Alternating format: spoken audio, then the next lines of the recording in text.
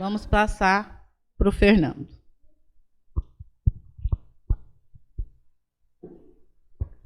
Obrigado. Boa noite a todos.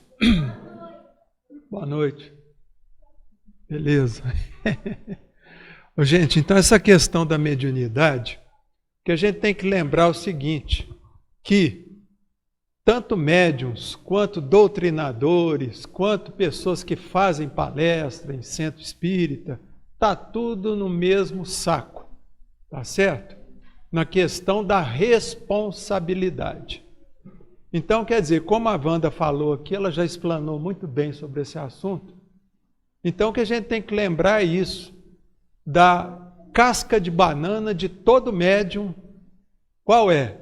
É a vaidade, é o elogio. O sujeito chega, elogia, fala, oh, fulano, que beleza. Quer dizer, é diferente esse tipo de elogio do incentivo. Quando uma pessoa chega, oh, beleza, aí, foi ótima a comunicação, continue assim.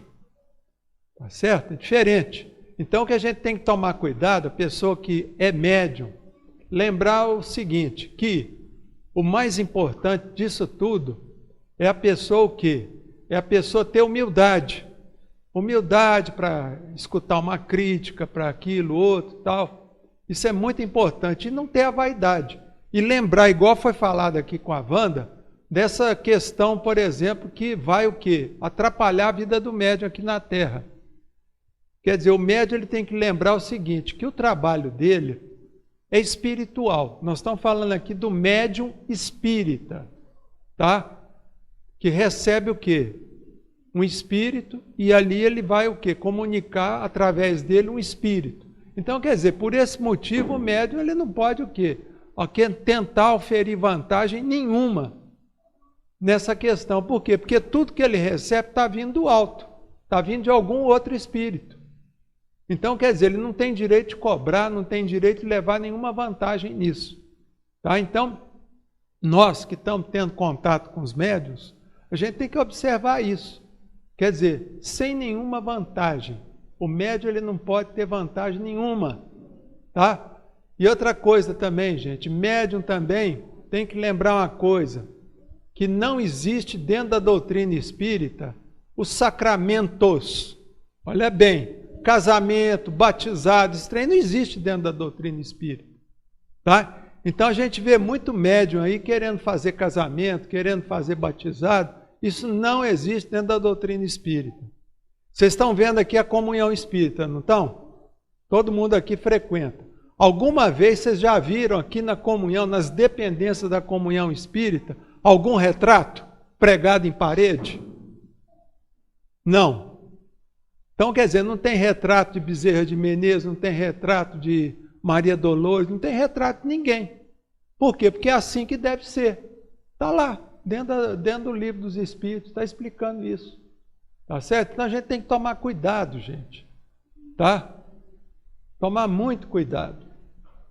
E aí lembrar o seguinte, que o médium, eu lembro, por exemplo, o Chico Xavier. O Chico Xavier aqui no começo da comunhão espírita, no começo da década de 60, o Chico ele participava do trabalho de desobsessão da quarta-feira. Tá? Então, quer dizer, o Chico ele recebia também espírito sofredor. Isso é importante também, porque às vezes o médium quer receber só benfeitor, só espírito de luz que eles falam. Mas não, tem que trabalhar também na desobsessão, que é muito importante. Aliás, um dos trabalhos mais importantes dentro de um centro espírita é a desobsessão. Porque ali está fazendo a caridade pura. Tá certo? A pessoa faz a caridade sem esperar nada em troca. Então, quer dizer, a desobsessão é muito importante para o médium também participar. Tá? Então, a gente tem que lembrar disso. E aqui me recordo também, como a Wanda disse, que o médium ele tem que estudar, para aprender também. E lembrar que o livro dos médiuns é um manual de instrução. Tá? Agora, tem outros livros também que ajudam muito o médium. Por exemplo, o André Luiz tem um livro que chama Os Mensageiros. Os Mensageiros. Que esse livro fala sobre o quê, gente? Lá no nosso lar tem um departamento, uma área que vai o quê? Instruir todos aqueles espíritos que vão nascer o quê? Para trabalhar na doutrina espírita, para trabalhar na mediunidade, para trabalhar na doutrinação. Então esses espíritos são preparados nessa área, que tem, nesse departamento lá do nosso lar, chama Os Mensageiros. E lá o André Luiz estava fazendo um estágio, tá? E lá ele encontrou um espírito que chama Acelino. Esse espírito estava lá chorando. Isso aí é o capítulo do livro, gente, que chama Desastre de Acelino, que era um médium que foi preparado lá antes de vir para a Terra. Ele se preparou nessa área, nesse departamento. E quando ele veio aqui na Terra, o que aconteceu? Lá pelos 20 anos ele foi convocado para trabalhar na mediunidade. E aí o que acontece? Ele começou, o pessoal elogiou que ele tinha uma mediunidade muito boa, tinha evidência, tinha psicofonia, tá certo? Psicografia. Então aí ele partiu o quê? Ele partiu para vender o trabalho mediúnico dele. Ele começou a cobrar pelo trabalho mediúnico. E aí veio aquela multidão de gente lá seguindo ele, tudo. E aí ele viciou toda essa turma. Viciou assim, acostumou o pessoal, tudo que precisava pedia lá para os espíritos, pagava antes, para saber se o casamento ia dar certo, se o namorado que a outra arrumou era bom. Então, o que acontece? O sujeito desencarnou. E a hora que desencarnou, gente, ele passou quase 10 anos no umbral, sofrendo lá os espíritos indo cobrar dele. Então, aí depois ele foi recolhido novamente no nosso lar, tá? Porque ele tinha saído do nosso lar e voltou de novo, depois de quase 10 anos. E lá ele está contando para o André Luiz o sofrimento dele ter o quê?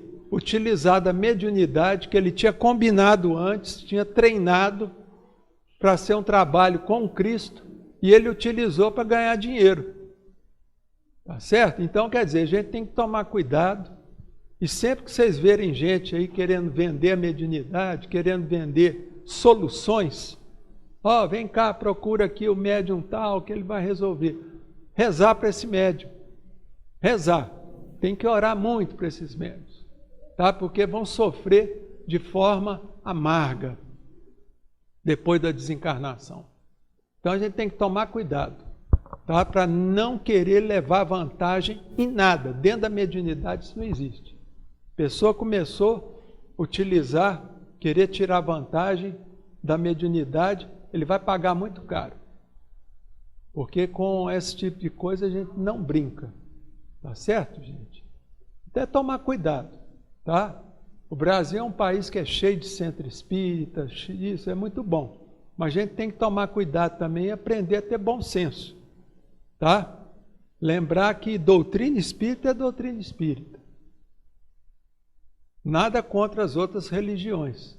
Tá? Porque a doutrina espírita, na realidade, não é nenhuma religião formal. Tá? Mas lembrar que a gente tem um direcionamento e procurar estudar como funciona a doutrina espírita. Tá certo, gente? Então o que eu queria falar é só isso. Agradeço a todos, tenham uma boa semana.